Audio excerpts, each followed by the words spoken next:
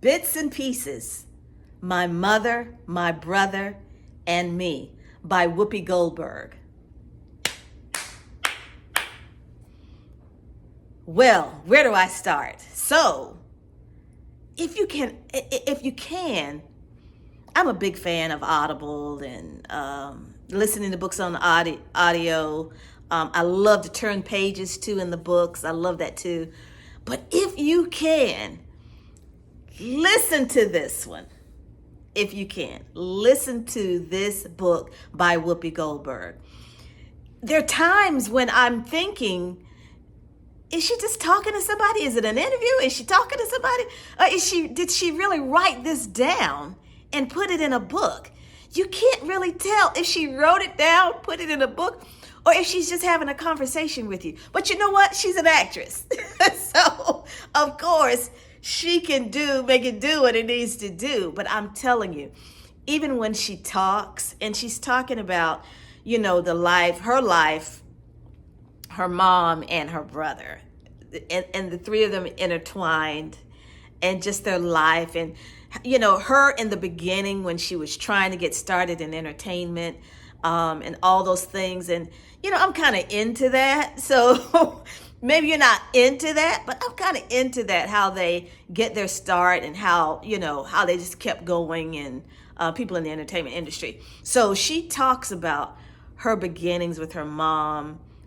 She talks about her dad, even though she mentions him, because of course you would think that, okay, so she's what happened with her dad. So she explains that her dad, but she talks about her mom, herself, and her brother. And if one thing you're going to get out of this book is that the relationships that she had with them.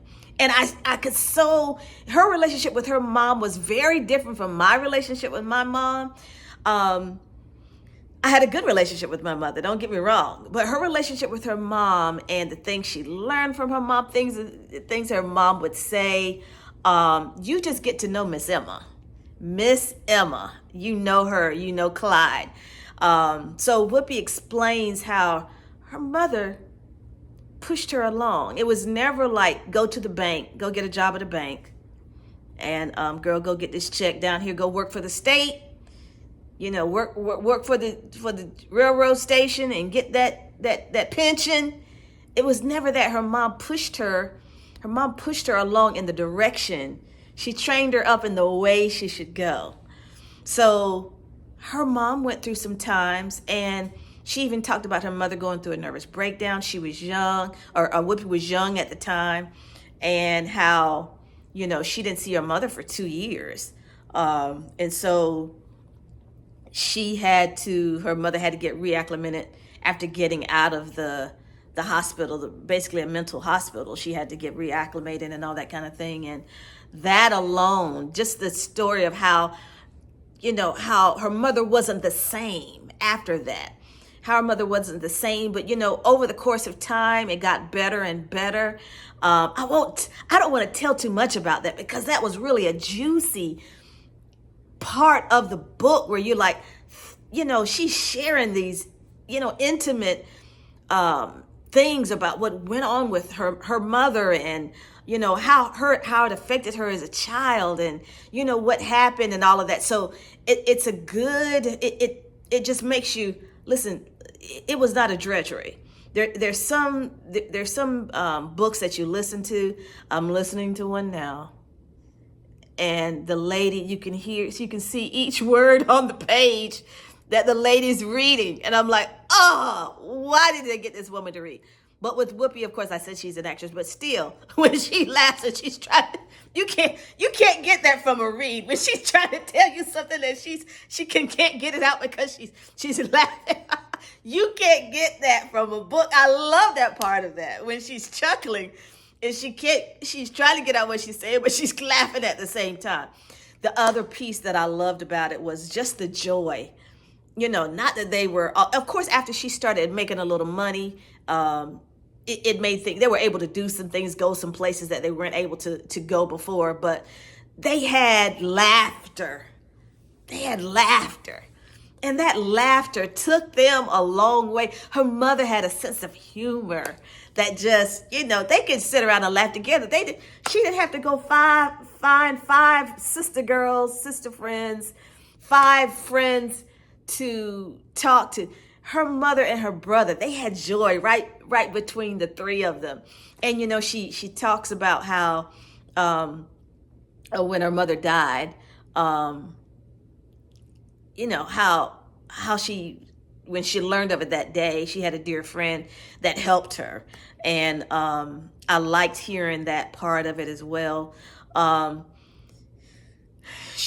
I said, she speaks about her life and how her mother was there for her, in the early stages of her career, on up to the point where, hey, her mother is now meeting Marlon Brando, and how she described the way her mother acted when she met Marlon Brando. I could see it. I could visualize it.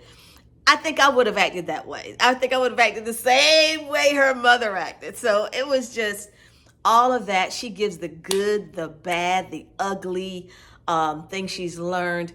She talks about her brother Clyde.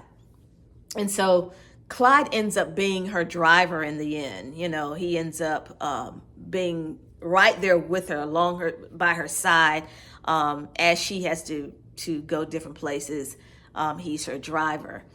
But the only reason I would give this like a 4.5 maybe is because I wanted more of Clyde. She talks about Clyde, and that they're close, but I wanted to know more about Clyde, and it sounds like I wasn't the only woman out there that wanted to know more about Clyde. So my thing is, okay, so tell us about when Clyde was in school.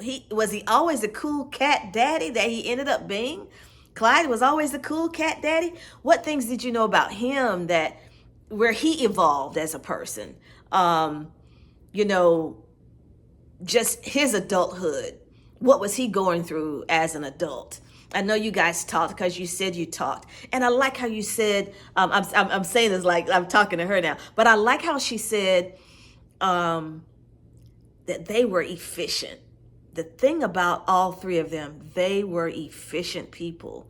They got down to it. And Clyde was the same way. Her mother was the same way. Look, it wasn't any lollygagging around when it came to almost anything. They were like, let's make it happen. People, what do we have to do to make it happen? It sounded like it was the same way with Clyde. It was, this is what's going on, what's good with you, what's going on, what I'm doing, just efficiency. I love that. And that was probably what was what drew Clyde to certain women. Women were drawn to him because he was just like a cool guy that, you didn't have to hold his hand. It didn't sound like you would have to hold his hand. I wanted more of Clyde. I wanted to see, you spoke about how he and his mother had a good relationship. I wanted to hear more about that, their relationship, your relationship with Clyde as a person. I wanted to hear more about him. But in all, I give it 4.5 stars. The audio book is priceless. It's just priceless to hear her talk about it. If you're kind of sort of into, you don't even have to be into Whoopi per se. You don't have to be, have known all her movies and all the awards that she's gotten and, all the things. You don't even have to worry about that part. It is a story about a woman that has prevailed, and she hasn't been perfect. She learned along the way. She hasn't been perfect. She had a mom. Her name is Karen. Did you know that? That is her real name, Karen. Don't call her Karen, though. Do not call her Karen. But that is her name, Karen Johnson.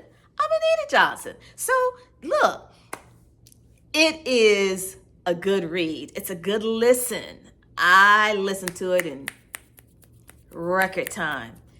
I haven't read any other books, but if you want to catch something from Whoopi, I think this would be the one. This would be the one. So 4.5 stars. Listen to it if you can. Listen to it on Audible or any other streaming service. But it was great. Could you subscribe? Could you like? Could you comment? Could you tell me something else another book you want me to listen to? I'm new, so I need some people to listen. I'm new, but I'm here.